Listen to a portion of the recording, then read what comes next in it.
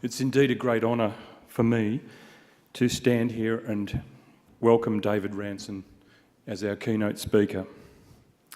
David has a history with St Vincent's Health Australia, and in 2016 he gave retreats to our directors of both the college boards and St Vincent's Health Australia. And as he said, it comes in waves, and I'll come back to that in a little while.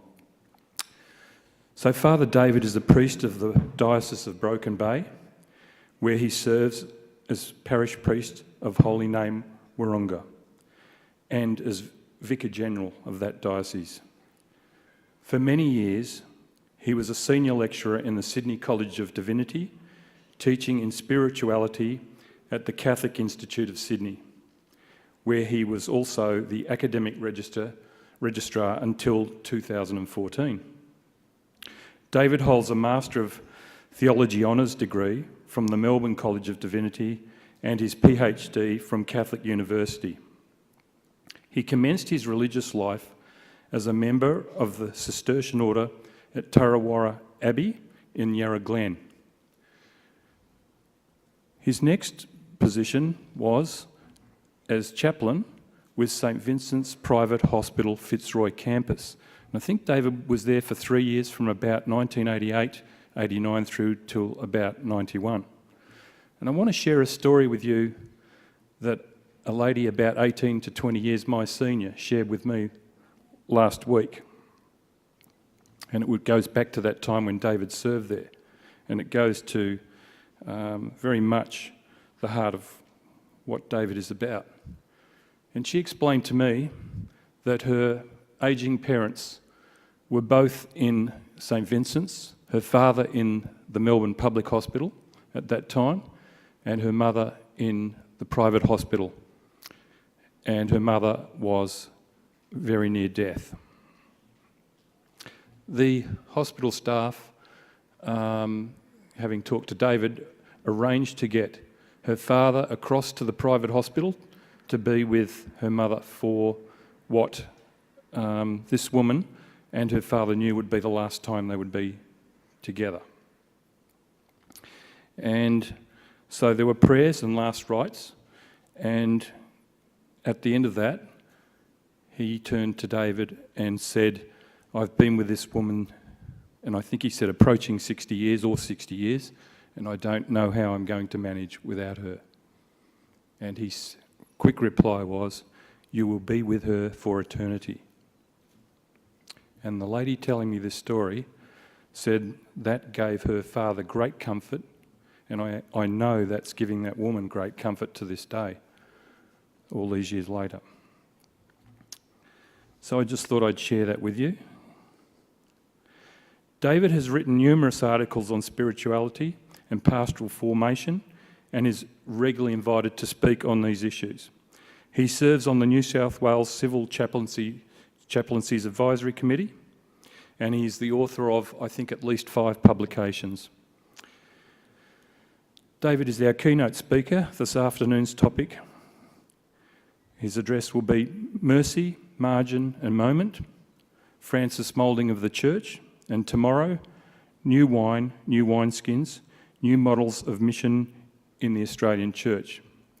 David, I welcome you to the podium, and you are amongst friends. We are so excited to have you with us. Thank you.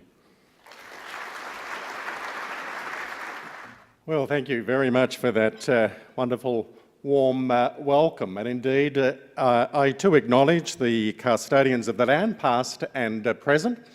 And it's wonderful to be, as David mentioned, amongst so many friends, because my association with Mary Aikenhead Ministries, and indeed the Sisters of Charity, go back many, many years. As David says, the association, as it were, comes in waves. But of course, my very first association with the Sisters was when I was growing up as a boy here in Tasmania in Launceston, and my family's association with the Sisters community there at St Vincent's Hospital. And that association was to reappear when I was chaplain at St Vincent's, public hospital, there in Melbourne in the late 90s, and then working with the late Claire Nolan there about 15 years ago in various ways of formation. So it's wonderful to see so many familiar faces and indeed to be amongst so many great friends.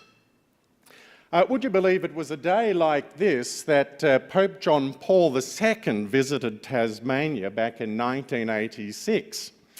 Back then, the state had had a warm spell, but on the day of his arrival here in the state, it was a day exactly like this.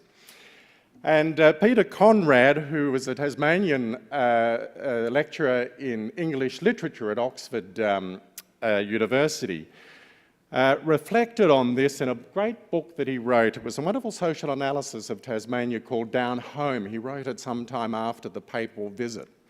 Anyway, he talks about how the island resisted the papal benediction by virtue of its weather, comparing how the island responded very differently when Dolly Parton arrived 2 weeks later with great sunshine. And in the juxtaposition of the Pope's visit, of the weather for the Pope's visit and the weather for Dolly Parton's visit, he alluded to the secret of this, of the social fabric of this island. Well, hopefully the island isn't resisting the message that I'm hoping to share with you today. By the way, the text that I will share with you this afternoon will be available in its entirety for you after tomorrow. So there's no need to take notes, as it were. Hopefully you will be able to receive a copy of what I share with you over the next 2 days, and you can take that and reflect with that in your own time. Well, if I might begin first of all with a rather personal story. It's a story that dates from Christmas Day in 2008, when I happened to be in Paris. And I was alone in Paris on that Christmas, and I decided, oddly enough, on Christmas Day, to visit the very famous cemetery of Père Lachaise. I'd gone there to this extraordinary place to visit just 5 graves. To visit the grave of Abelard and Eloise, who were notorieties of the 12th century, Hilaire Belloc and Oscar Wilde, they too are buried there. And I also took the opportunity to visit the not so well known but important philosopher, Merleau-Ponty, whom I'd come across in my undergraduate studies.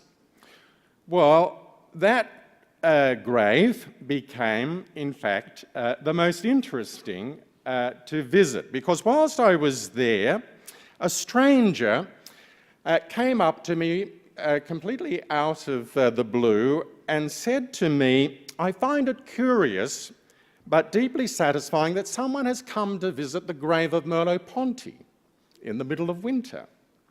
I myself have been visiting the grave of René Lassène, a lesser-known philosopher, but just as important."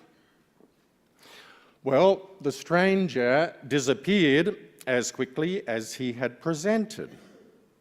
Well, naturally, I couldn't resist visiting or going looking for the grave from whence he had come to find out about this man whom I'd never heard before. And later, I found out that something quite remarkable about this philosopher, this French philosopher, René Lassène. Because what René Lassène had suggested in his framework of thought was that we come into consciousness through the negotiation of an ever-unfolding series of paradoxes in our life. We discover ourselves in the midst of one paradox. The resolution of that paradox gives rise to another paradox, and so it goes on.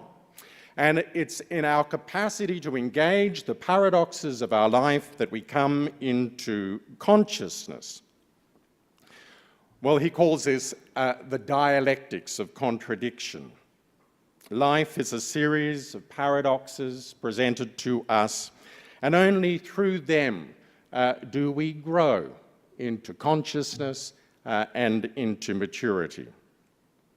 Well, the whole unusual experience underscored for me both the importance of paradox as a central spiritual paradigm, and indeed the significance of intersection as a spiritual pathway for our own times. Well, what has this particularly personal story got to do with the theme that we want to unpack this afternoon? Because, well, we fast track 5 years later. And we find now Francis, the one from the global periphery, is elected Pope. In words that are fresh, spontaneous and direct, and in gestures of humanity, humility and service, the Church is irrevocably stamped with an entirely new direction. There's a fundamental reorientation in the Church from defence to optimism. It's a turnaround effected not by a change in doctrine, but through the creation of a new language. And it is the language of paradoxes, the language of margins, the vocabulary of intersection, not dissimilar to the philosophy of La Seine, to whom I was introduced on that funereal day back in 2008, 5 years before Pope Francis was elected. Francis' agenda of reaching out to the margins and living in the intersections of life was in fact tabled in the conclave that elected him Pope. Bergoglio, as he was then known, proclaimed during that conclave to the cardinals that elected him, evangelizing presupposes a desire in the Church to come out of herself. The Church is called to come out of herself and to go to the peripheries, not only geographically, but also the existential peripheries, the mystery of sin, of pain, of injustice, of ignorance and indifference to religion, of intellectual currents, and of all misery. When the Church does not come out of herself to evangelize, she becomes self-referential and gets sick. The evils that over time happen in ecclesial institutions have their root in a self-referentiality and a kind of theological narcissism. In Revelation, Jesus says that he is at the door and knocks.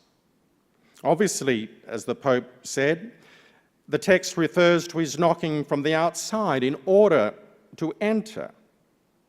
But I think about the times in which Jesus knocks from within so that we will let him come out. The self-referential Church keeps Jesus Christ within herself and does not let him come out.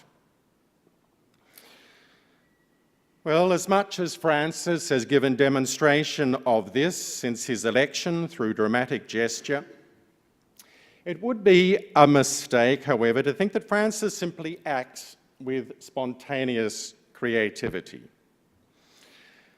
Only now are we beginning to appreciate more fully his intellectual formation, especially shaped by his time as Jesuit provincial in Argentina during the 1970s, when he sought to move beyond the violent dichotomies.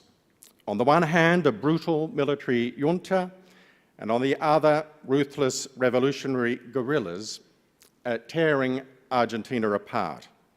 His confreres, as we know themselves, had very divided sympathies, so much so that it made it impossible for Bergoglio to remain in Argentina. He had to place himself in exile for some time. Bergoglio struggled, though it has been argued, as I say unsuccessfully, to bring about a holding together of what seemed to be irreconcilable views, a way of living with apparently contradictory poles in tension. But in all of this project, Francis was informed, it seems, by the work of the French Jesuit theologian Gaston Fassard, an associate of the better-known writer Henry de Lubac. This particular theologian, to whom Francis owes much explored the tension between grace and freedom, between the infinitely big and the infinitely small, between contemplation and action. And rather choosing one over the other, Fassard's position was that the Christian life is solved or resolved or is found rather in the unresolved tension between what at first might appear in opposition to each other.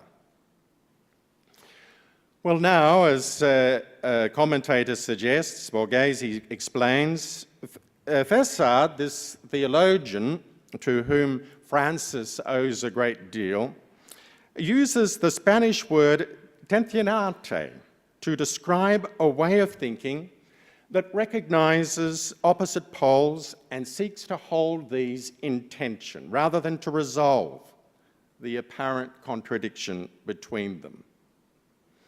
And through other writers such as Guardini and the Uruguayan thinker Alberto Methel-Freire, Francis begins to shape his thinking about the church as a tension of opposites held within a unity.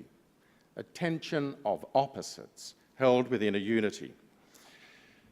Well, we see this very clearly evidenced in his landmark exhortation, Evangelium Gaudium, his charter document that he published first. When he says this, unity is greater than conflict. Solidarity, in its deepest and most challenging sense, thus becomes a way of making history in a life setting where conflicts, tensions, and oppositions can achieve a diversified and life-giving unity. This is not to opt for a kind of syncretism, a loose holding things where things are absorbed into one another, or for the absorption of one into the other, as he says, but rather for a resolution which takes place on a higher plane and preserves what is valid and useful on both sides. This principle, as he says, drawn from the Gospels, reminds us that Christ has made all things one in himself, heaven and earth, God and man, time and eternity, flesh and spirit, person and society. The sign of this unity and reconciliation of all things in him is peace.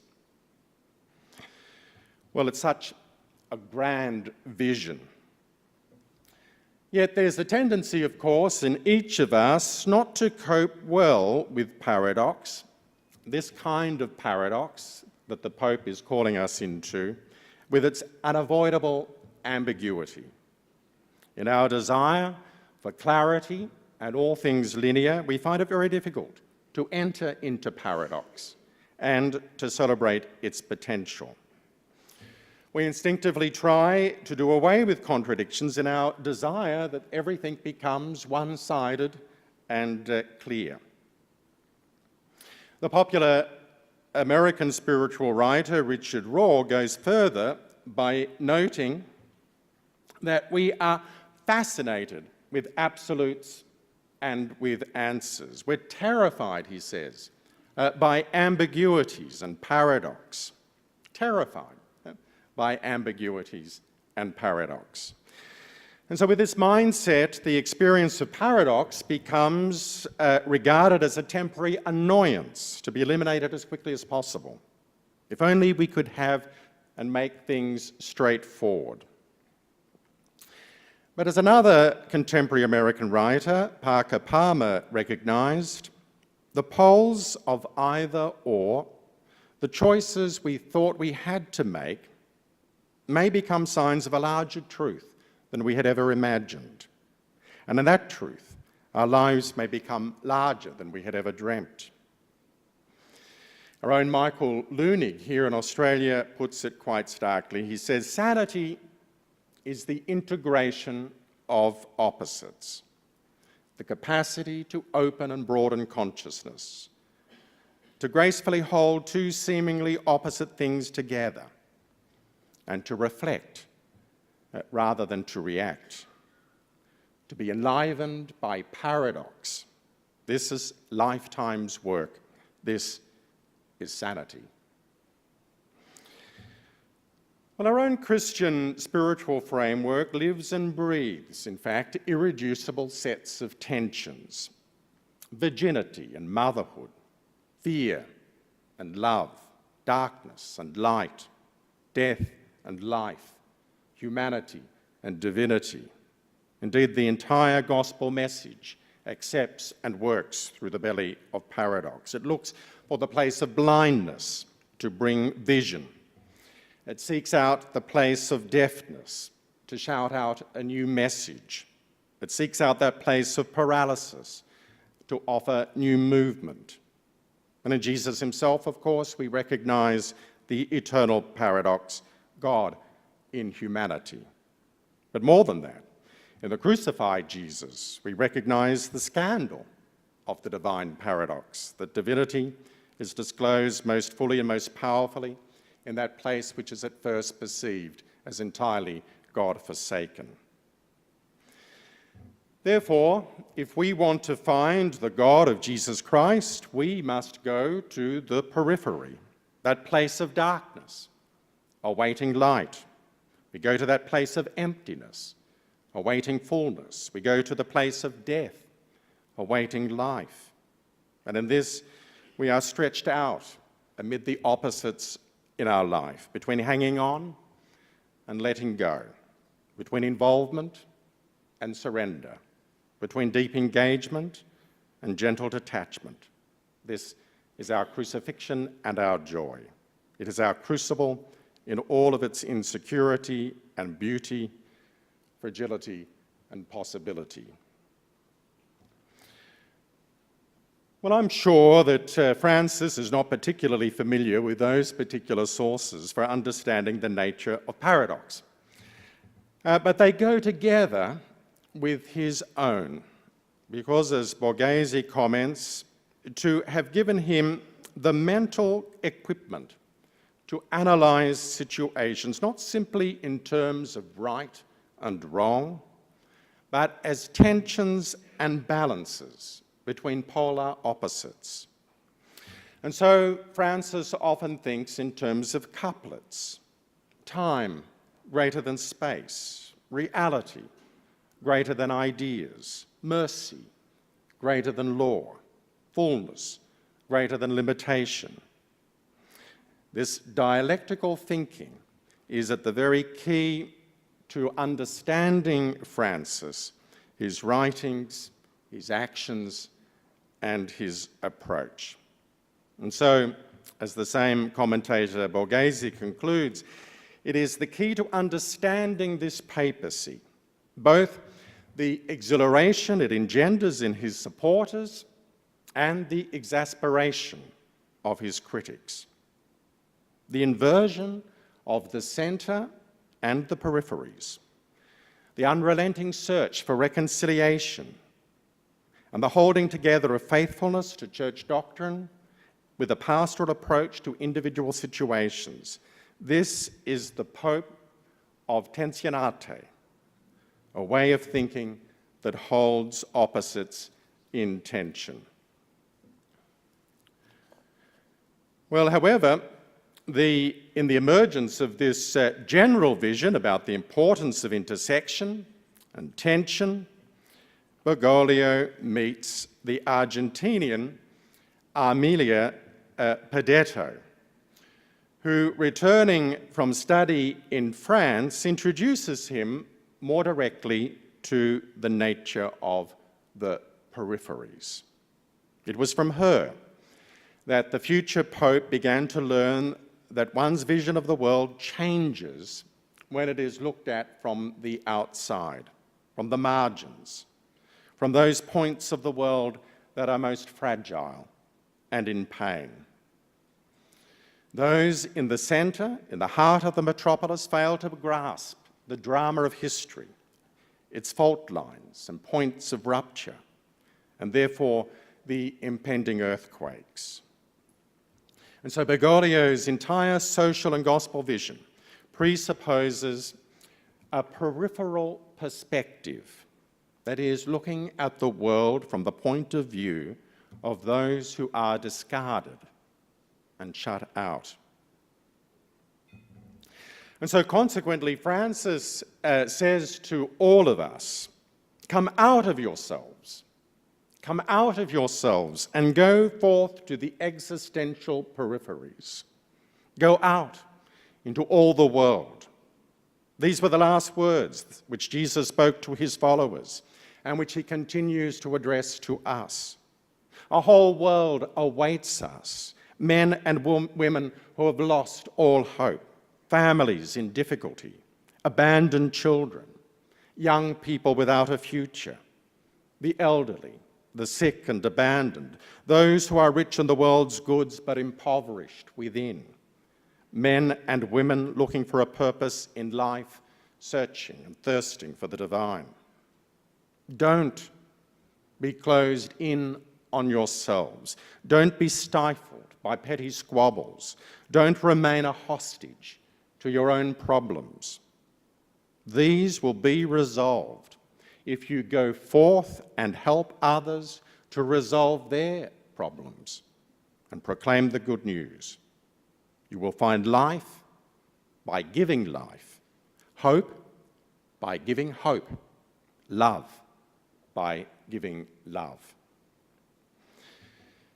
And so Francis summons us to be audacious, as he calls us frontier men and women. Ours, he says, is not a lab faith, but a journey faith, an historical faith. God has revealed himself as history, not as a compendium of historical and abstract truths. You cannot bring home the frontier, but you have to live on the border and be audacious. You have to live on the border and be audacious.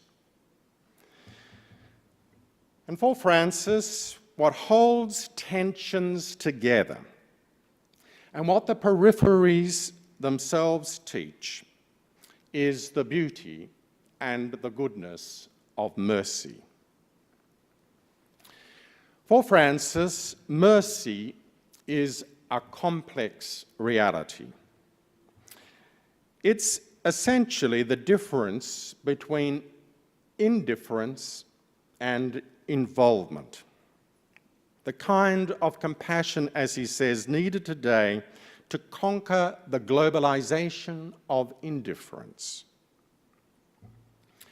And so within months of his installation as Pope, he made his very first trip as a visit to the island of Lampedusa, off the coast of Italy, that peripheral place, that place of intersection, the place of margin, the place of the refugee from North Africa. And there in the stadium of Lampedusa, he declared this: today, too, the question has to be asked, who is responsible for the blood of these brothers and sisters of ours? Nobody. That is our answer. It isn't me. I don't have anything to do with it. It must be someone else, but certainly not me. Yet God is asking each of us, where is the blood of your brother which cries out to me? Today, no one in our world feels responsible. We have lost a sense of responsibility for our brothers and sisters. We have fallen into the hypocrisy of the priest and the Levite whom Jesus described in the parable of the Good Samaritan. We see our brother half dead on the side of the road, and perhaps we say to ourselves, poor soul, and then we go on our way. It's not our responsibility. And with that we feel reassured, assuaged. The culture of comfort, which makes us think only of ourselves, makes us insensitive to the cries of other people, makes us live in soap bubbles, which, however lovely, are insubstantial. They offer a fleeting and empty illusion which results in indifference to others. Indeed, it even leads to the globalization of indifference. In this globalized world, we have fallen into globalized indifference. We have become used to the suffering of others. It doesn't affect me. It doesn't concern me. It's none of my business. Well, alternatively, as a language which he expresses in gestures and attitudes even before words, mercy takes a person into one's care, listens to them, approaches the situation with respect and truth, and accompanies them on the journey of reconciliation. This is the way that Francis defines mercy. It is, in fact, an entire strategy of moving to the margins and of living on the periphery. It is a capacity for concern, for compassion, for genuine openness to others, and for love. Therefore, mercy for Francis is something that is always personal. As he teaches, I will never tire of saying that God's mercy is not a beautiful idea, but a concrete action. There is no mercy without concreteness. Mercy is not doing good in passing. It is to involve oneself there where there is pain, where there is sickness, where there is hunger, where there is so much human exploitation.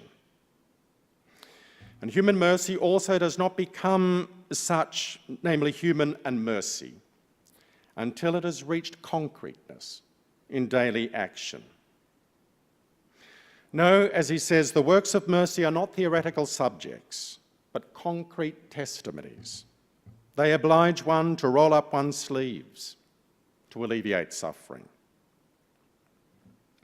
As he earlier remarked in that same particular address, request of us is that attention that leads us to be aware of the state of suffering and need in which so many brothers and sisters are.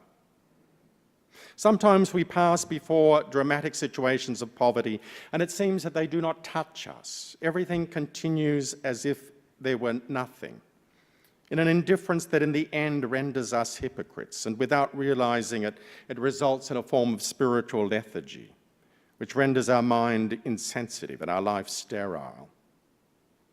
People that pass by, who go forward in life without being aware of the needs of others, without seeing the many spiritual and material needs, are people that pass by without living, people that do not serve others. Remember well, he says, he who does not live to serve does not serve to live. He who does not live to serve does not serve to live.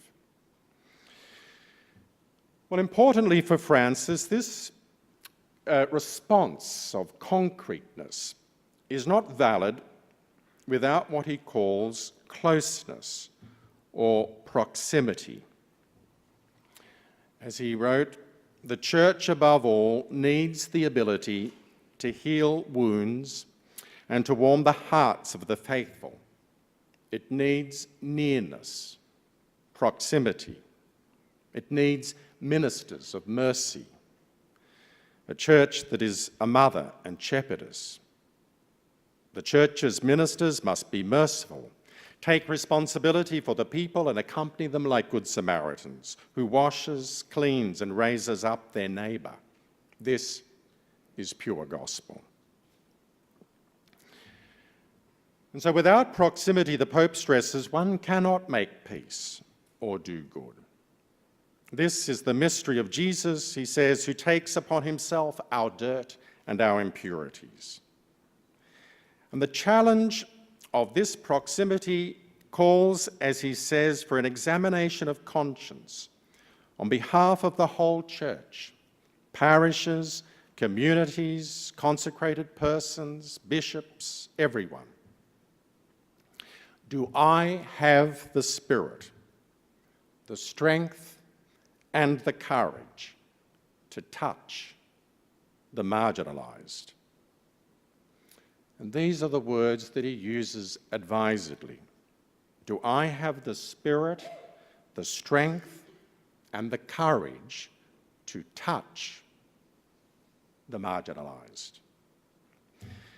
Only several weeks ago, he reiterated the nature of this proximity. He said, closeness is more than the name of a specific virtue. It is an attitude that engages the whole person, a way of relating, a way of being attentive both to ourselves and to others. We can be certain that closeness is the key to mercy, for mercy would not be mercy unless, like a good Samaritan, it finds ways to shorten distances. But I also think we need to realise even more that closeness is also the key to truth. Not just the key to mercy, but the key to truth. Can distances really be shortened where truth is concerned? Yes, they can. Because truth is not only the definition of situations and things from a certain distance by abstract and logical reasoning, it is more than that. Truth is also fidelity. It makes you name people with their real name, as the Lord names them, before categorizing them or defining their situation. Well, therefore, for Francis, service is never ideological, for we do not serve ideas, we serve people, as he says. We do not serve ideas, we serve people. Service, he says, always looks to their faces, touches their flesh, senses their closeness, and even in some cases suffers in trying to help. As he remarks elsewhere, St. Paul's God starts a movement from heart to hands, the movement of one who is unafraid to draw near, to touch, to caress, without being scandalized, without condemning, without dismissing anyone. A way of acting that becomes incarnate in people's lives. Yes, mercy has eyes to see, ears to listen, hands to resolve. And this, of course, is the very foundation of his often quoted hope about the church itself as a field hospital after battle. Well, how might we understand this dynamism of what Francis is presenting to us even more fully? In Hebrew, as many will appreciate, the word for mercy is the same word as for womb. Having mercy in the Hebrew mind is therefore maternal, not soft-heartedness or any feeling of bliss, but that creative love, which is like the pangs of birth. And in the exercise of mercy, we're caught, therefore, into a birthing with all of its risk and possibility, in all of its sweat and labouring, in all of its agony and delight. The Hebrews understood that convulsion of life which occurs in the very being of God when God encounters suffering in creation. And for the Hebrew, this convulsion had all the hallmarks of the contractions of birth-giving.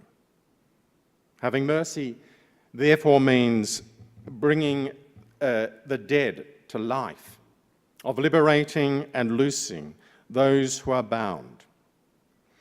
The mercy of God itself is passionate, life-giving creativity. It's redemptive love. It's a love that knows and understands the forces of negativity, but which has been able to affirm something more than the darkness.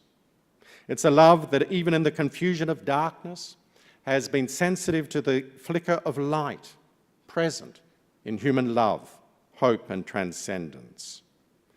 And so whilst naming the darkness, mercy can also name this light and celebrate that light. It's a love that has understood that this flicker of transcendent light is in fact altogether potent and dispels even the darkest darkness, and that it can never be extinguished by the darkest darkness.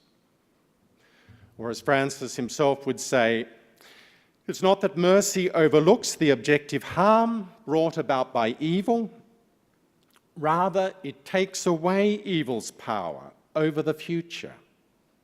It takes away its power over life, which then goes on. Mercy is the genuine expression of life that encounters death, the bitter fruit of sin. As such, it is completely lucid and in no way naive. It is not that it is blind to evil, rather it sees how short life is and all the good still to be done. Well, in mercy, grief and memory combine to form what another writer, Johann Metz, calls a political spirituality. And it's the spirituality that, in fact, our engagement of mercy, shared with us by Francis, invites us to consider as a way of living. Metz himself says about this form of spirituality, Christian witnessing to God is guided through and through by political spirituality, a political mysticism. Not a mysticism of political power and political domination, but rather, to speak metaphorically, a mysticism of open or opened eyes. Not only the ears for hearing, but also the eyes are organs of grace. In the end, as he says, Jesus did not teach an ascending mysticism of closed eyes, but rather a God mysticism with an increased readiness for perceiving, a mysticism of open eyes, which sees more and not less. And therefore, mercy awakens us. But to what are we awakened? We are awakened, of course, to all invisible and inconvenient suffering. And convenient or not, we pay attention to it and take responsibility for it. This witnessing, as Metz says, is not allowed political innocence, because in the end, this witness is intimately involved with eyes that see in that history where people are crucified and tortured and hated and miserly loved even now. Or as Francis himself will say, because of the changes of our globalized world, some material and spiritual poverties have multiplied. Hence, let us make room for the imagination of charity to identify new operative ways. And thus, the way of mercy will become ever more concrete. Requested of us, therefore, is to remain vigilant as watchmen, so that it will not happen that in the face of poverties produced by the culture of well-being, the eyes of Christians are weakened and become incapable of looking at the essential. Well, therefore, emerge the 5 priorities for your own ministry in health, as example. The 5 peripheries to which you have discerned in the health sector where you need to travel. To the peripheries where those who are homeless are. To the peripheries where mental illness exists. To the peripheries in the struggle for Aboriginal and Torres Strait Islander justice. To those peripheries where prisoners reside. To those peripheries where those affected by drug and alcohol are to be found. And in each of these peripheral places, the exercise of mercy for Francis is such as to listen ever so deeply, reverently, and attentively to the true situation of people there, and to speak a word there in which people can recognize their truth. As Francis says, to look at Jesus in the hungry, the imprisoned, the sick, the naked, in the one who has no work and must lead his family forward. To look at Jesus in these brothers and sisters of ours. To look at Jesus in one who is alone, sad, in one who errs and is in need of counsel, in one who needs to walk with him in silence, to feel he is in company. These are the works that Jesus asks of us, to look at Jesus in them, in these people. Why? Because that is how Jesus looks at me, how he looks at all of us. Well, because it captures the truth of people, this word of mercy that we bring to those who are on the peripheries, this word has the capacity to seize their imagination and to invite them into a new way of living. It always invites, it never condemns. It opens up new vistas, new horizons. It does not tell people what they should be doing. It invites them to wonder at how they could be. It stands at dead ends and celebrates new beginnings. And for this reason, mercy is always the midwife delivering hope from the body of grief. And then, as Pope Francis says, our lives become wonderfully complicated. And they are also joyful. As Timothy Radcliffe remarks, the joy that pervades all that Pope Francis says and does is not just an emotion or a forced jollity. It's a sharing in the very being of God. As Francis himself writes, the identity card of a Christian is their joy, the joy of the gospel. In the crosses and sufferings of this life, Christians live that joy, expressing it in another way, with the peace that comes from the assurance that Jesus does accompany us, that he is with us. We cannot preach the gospel if we are sourpusses, as he says. But for Francis, our greatest joy is the joy of others. The more we delight in their happiness, the deeper shall be our own. And this is perhaps the greatest paradox with which Francis engages.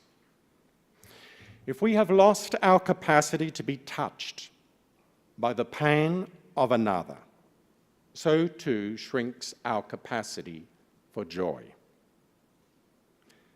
If we have lost our capacity to be touched by the pain of another, so too shrinks our capacity for joy. It is the dead heart, unable to feel anything at all, that cannot show joy. For as Francis says, our revolution comes through tenderness, through the joy which always becomes closeness and compassion, and leads us to get involved in and to serve the life of others. And so as he prays, let us ask the Lord to remove the part of Herod that lurks in our hearts. Let us ask the Lord for the grace to weep over our indifference, to weep over the cruelty of our world, of our own hearts, and of all those who in anonymity make social and economic decisions which open the door to tragic situations such as the one in Lampedusa. Has anyone wept? He cries. Today, has anyone wept in our world? Mercy will bring us pain, but it will also bring us joy. Above all, it will awaken us and ignite our lives. And so may it constitute the very heart of Mary Aikenhead Ministries as you grow in your own identity as the very presence and face of mercy in the peripheries of our society. Thank you.